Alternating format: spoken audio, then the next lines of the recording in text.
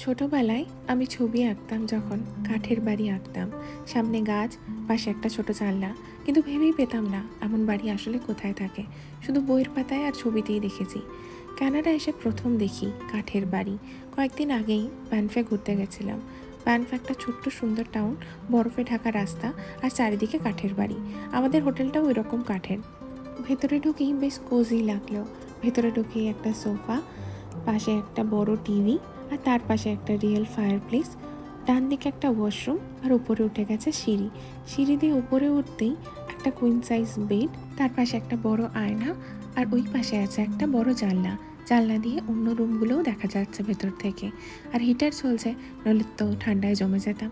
ঘরটিতে একদিনে থাকার মূল্য হচ্ছে $150। $150 মানে হচ্ছে ইন্ডিয়ান মানিতেই 9,000 টাকা। ব্রেকফাস্ট ইনক্লুডেড ছিল না, কিন্তু আমরা অফ সিজনে এসেছি বলে ভাড়াটা অনেকটাই কম। অন্য সময় এলে এর ভাড়া প্রায় $400 অবধি পৌঁছে যায়।